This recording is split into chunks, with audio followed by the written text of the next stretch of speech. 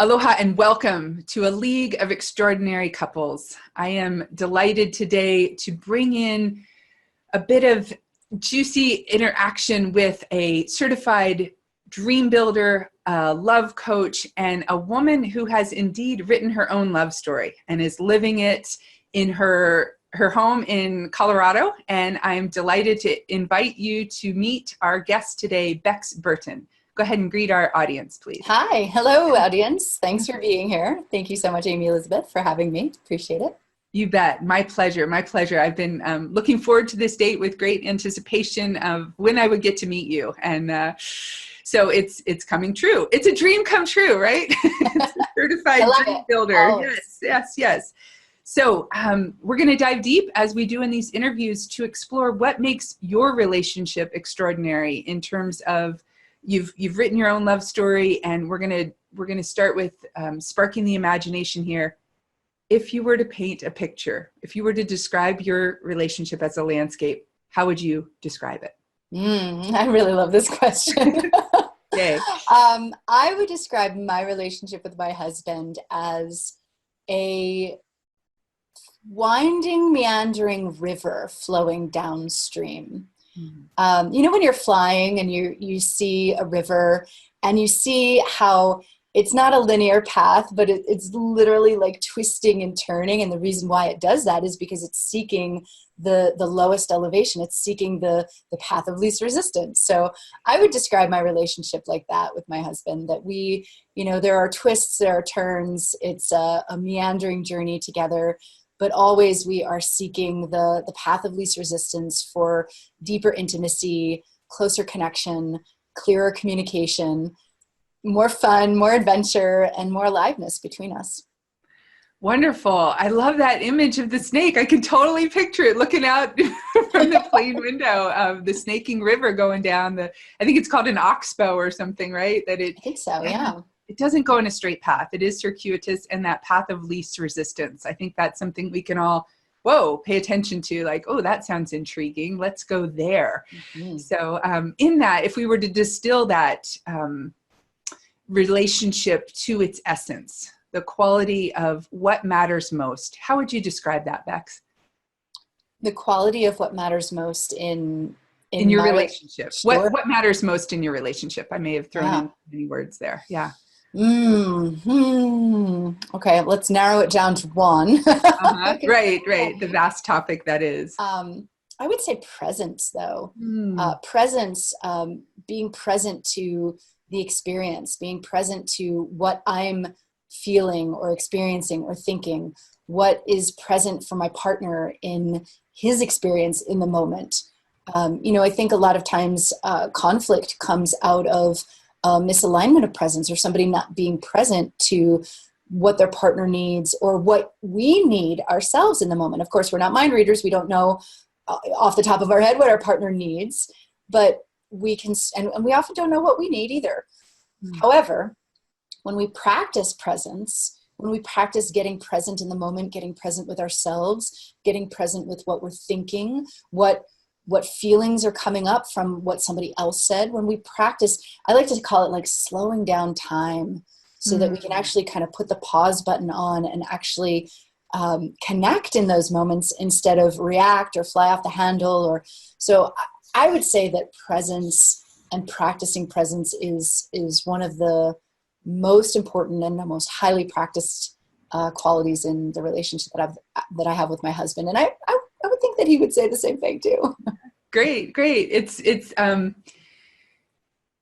helpful to hear the reminder of the ability to slow down that quality of time through practicing our presence. And when you said that some people don't even know what they want, that we need that quality of presence in order to know that, I think that's a really good reminder. And the important reminder that we're not mind readers, that the ability to tune into what does the other need, what does my beloved, my husband need in this moment. All great reminders. So presence, the power of practicing presence. Got it. Okay, so in that presence, what about the times when conflict happens or negativity wells up or something triggers you? How do you work with that? How do you dissolve it? What do you do in your relationship, and perhaps a tool or two that you could offer to our audience today? Sure. This is one of my favorite things, just because because we're human beings. We have emotions, and when we join together, when we partner and commit to commitment, I mean, we're not without conflict. It's foolish to believe that we could, move through life in a committed relationship without conflict. So, I think that approaching conflict with peace and gentleness and compassion is first and foremost like foundational. So how I personally move through conflict, I've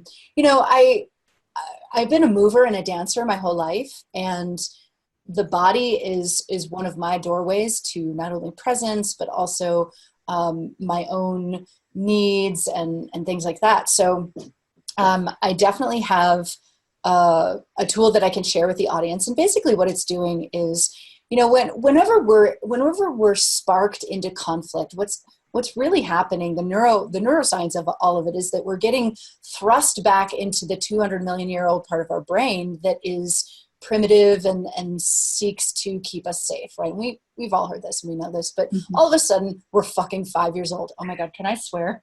Yeah, go for it. I should have asked you at the top. I told you I don't edit, so we're keeping it in there, darling. All right, here we go. But truly, and that's what it feels like. It's like, why do I feel like a child now? Or like, and it's the last feeling that we want to have with our beloved, with our lover, with our partner, our mate, is to feel like we're a child in their presence. But when we can understand that that's what's happening in conflict, is that our fear center is getting triggered. We're going offline in our adult rational prefrontal cortex, that we're getting thrust back into the back of our brain. So what's happening is our nervous system is just getting lit up. And, chances are we're just bringing a whole lot of childhood story or trauma into the present day scenario. So the tool that I use, I call it my heart technique. It's a 6-step process that, in the moment, it's not always easy to access because, when we're in that activated nervous system state, we're very much in a fight or flight place. But again, this goes back to practicing presence, practicing just recognizing that something is up, something is happening. So the 6-step process is HEARRT. There's 2 R's, double your pleasure. So heart stands for hallelujah, celebrating you're human. 8 is evaluate what's happening. Notice what you're noticing. A is allowing your experience, like not making the feelings that you're coming up with are wrong or shoving them under the carpet like we often do. We have to feel positive. F that. And then double R, the first one is HEAR, reset. And this is where the nervous system comes in. So the nervous system is all fight or flight, and we can reset the nervous system through something as simple as the breath. And I'm not just talking like 1 deep breath, but I'm inviting you to at least 6 deep breaths. Recent studies have shown that 3 deep breaths doesn't quite get us there, but 6 gets us closer. So reset and then realign. And this is where we reach for what we desire. What is the relationship that I'm hoping to have? Who is it that I'm wanting to be in this conversation? How is it that I'm wanting to show up in this relationship dynamic? Mm-hmm. Again, not super easy when we're all like, but again, when we take the reset of the 3 deep breaths, there's other ways to reset too. Sometimes it's not immediate. Sometimes we need to take time. It might take hours. It might take a day. But again, we come back to practice. So HEARR, second R is realign, reaching for, again, who we want to be in that moment. And then T stands for take inspired action towards your vision. So that would be maybe even just choosing a different thought or not saying anything at all. Like that is taking inspired action. If you're inspired to connect with your partner instead of react, then maybe you just shut your damn mouth. And that's, and I say that to myself too. It's like, bite your tongue, girl. Like, right. And because when we do take that inspired action from that place, from that soulful place, that connected place of connected with our vision, connected with who we want to be, the we that we are becoming in the relationship dynamic, then it has a different vibration. It doesn't matter if it's right or wrong, but our partner will feel the different energy. Mm-hmm. So this is why that reset is so vital. Mm-hmm. I love it. I'm taking copious notes as you're talking. I'm like, yeah. And how do you do it in the moment? So is there a personal example that you can share of a recent, or I don't know how long ago it was, but I love that you cussed, by the way. I just want to throw in something that I noticed that's a clear indicator to me that I am triggered, that I am charged, is when I start cussing. I said, I must be really upset if I'm doing it. So if you were thinking about it, I'm like, yeah, of course that happens. So anyway, personal example, if you're willing and able. Sure. Oh my gosh, like 2 weeks ago. 2 weeks ago, and probably even more recently than that, there's an example. But the one that I could really remember was so dramatic for me because my turnaround was lightning fast. And this is the power of practice. Whereas it used to take me like, I don't know, a couple of days to pull my head out of my ass and be able to connect with my partner. Whereas now it's like, oh my God, we're driving and I'm trying to tell this story. And 3 times I'm interrupted, and not because he's trying to railroad me or be malicious, but because we're in a fucking moving vehicle and like there's traffic and there's things happening and there's stuff in the sky. Like there was this phenomenal, like, I don't know, weather system that he was pointing out. And I don't know. So there were 3 ways that I got interrupted. And then the things that my partner was saying, I could feel myself getting triggered, and I could feel tears welling up in my eyes, feeling like, all of the old stories. I don't matter. What I have to say doesn't matter. What I'm doing in my life doesn't matter. And you don't care. And I'm not enough. And all that other bullshit nonsense that we tell ourselves, So, and I could feel the tears welling up. My poor husband looks over. He looks at me because I've gotten quiet. And he's like, what's going on? What happened? Are you okay? Did I say something wrong? And he's just like rapid firing these questions, which isn't making anything any better. Right. But I recognize in the moment that something's happening. So the first step, hallelujah, I'm human. I'm having a human experience. So immediately go into the second step. Notice, like, evaluate with the situation. Notice what you're noticing. I'm noticing I'm having feelings, and that's all I can communicate in the moment. Babe, I'm having feelings. I don't know what it is. I'm working it out. Mm-hmm.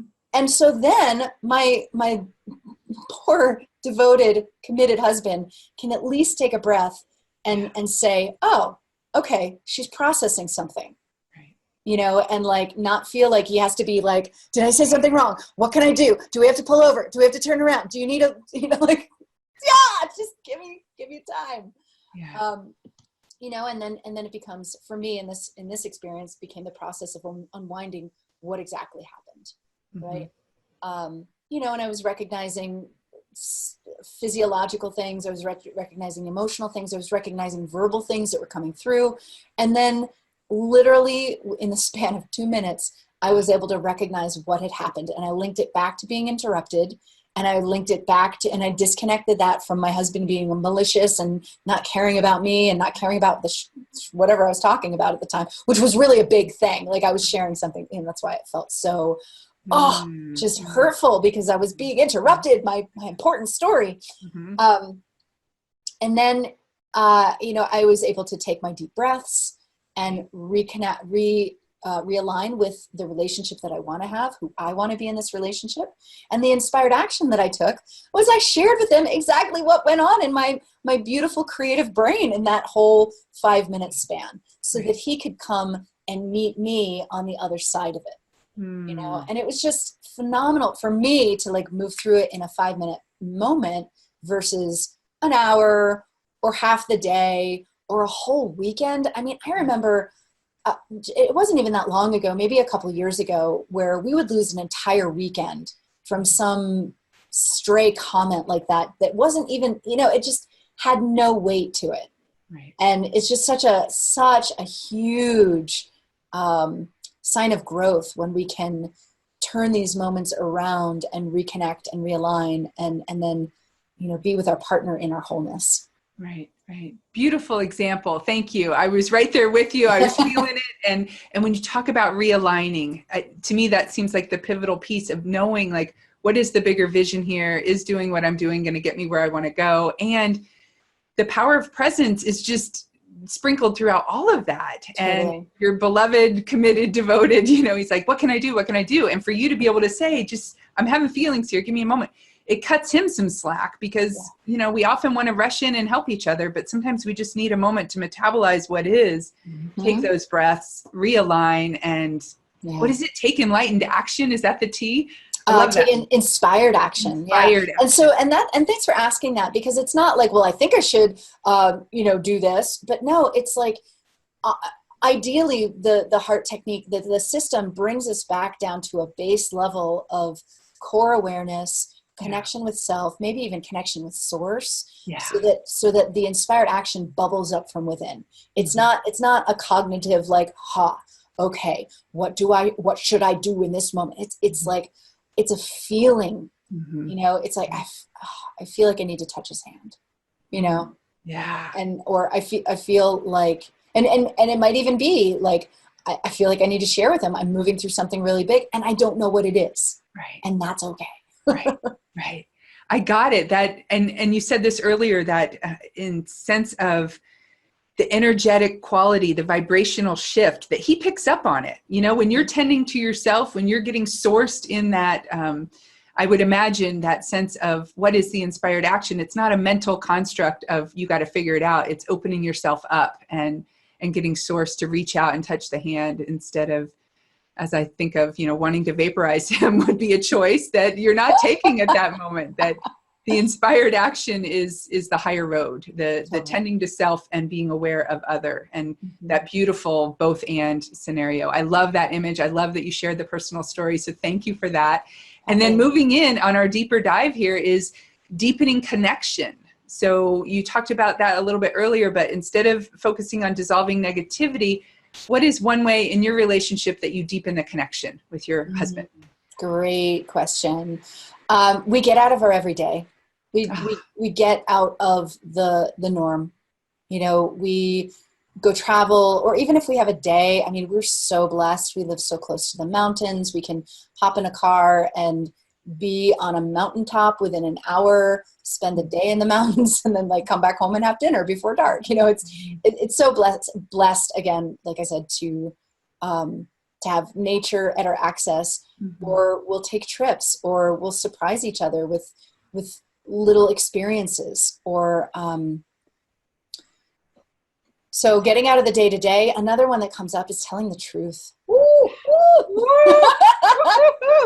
And what I mean by that is like, just kind of an example of, just like that conflict process, but and it doesn't even have to be that, but sharing what's happening in our inner landscape, what's happening in our world, not just in our work life, but like what's happening in our spiritual life, what's happening in our, our health, and how that's connected with how we show up in the world.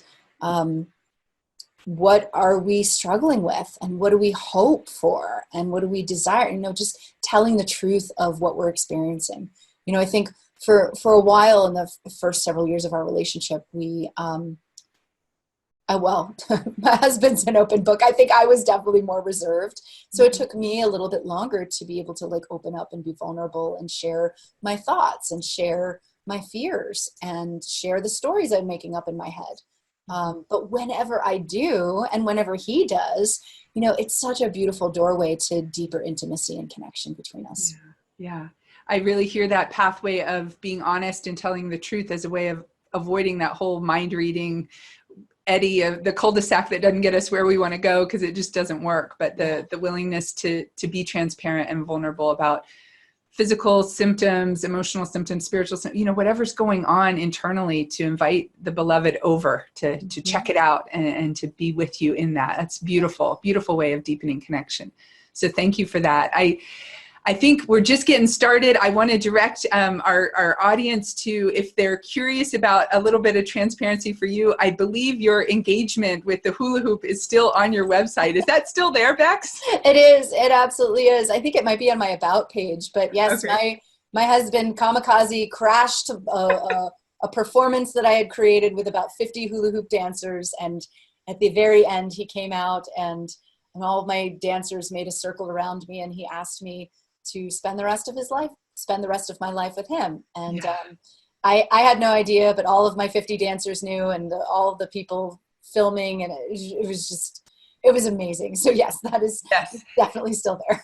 And if it's possible to capture that raising of the vibrational energy on film, I think it happened there, because even just hearing about it, I'm reminded of how I felt when I first saw it. It's like, yeah, how cool is that? So thank you for that. This is just a taste for our audience to get to know you a little more. And if they're inspired to check out more, I think you have an offering for them today, correct? I do. For single-driven, ambitious ladies who are looking to attract outrageous, lasting love, I have a gift that is called the Top 10 Energy Leaks that are silently sabotaging your love attraction efforts.